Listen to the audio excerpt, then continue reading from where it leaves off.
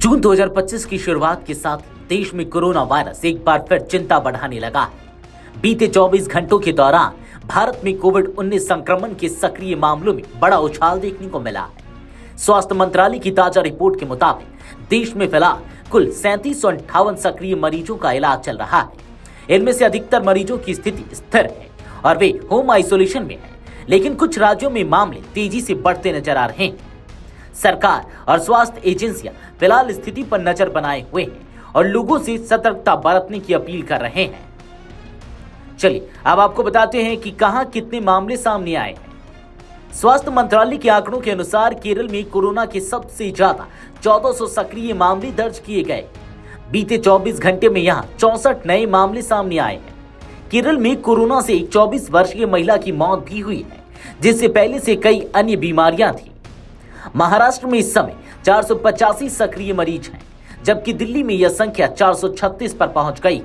इसके अलावा गुजरात में 320, पश्चिम बंगाल में 287, कर्नाटक में 238, तमिलनाडु में 199 और उत्तर प्रदेश में 149 संक्रमितों का इलाज चल रहा है।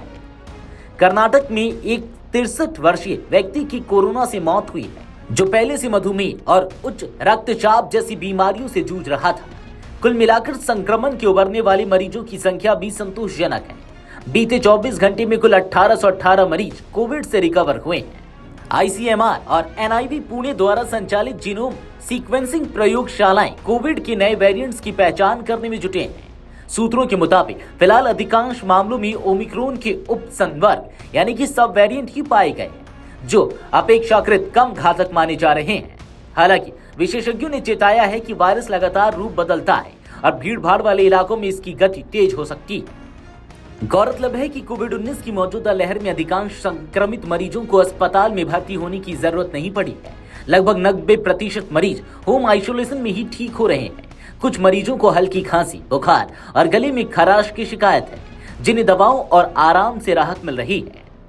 स्वास्थ्य मंत्रालय ने राज्यों को एडवाइजरी जारी कर निगरानी प्रणाली को मजबूत करने के निर्देश दिए हैं, ताकि संक्रमण पर काबू पाया जा सके।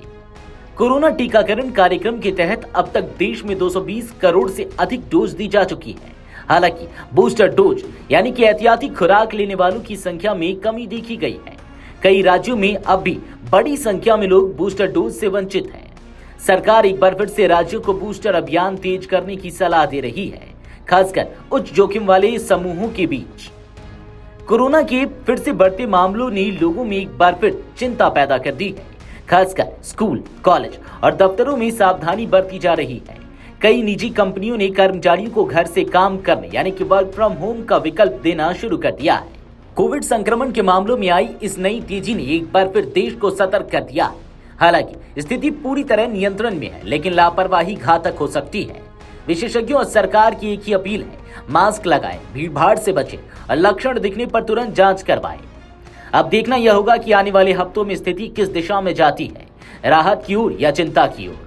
देश फिर एक बार सतर्क मोड में है। Video desk amarujala.com।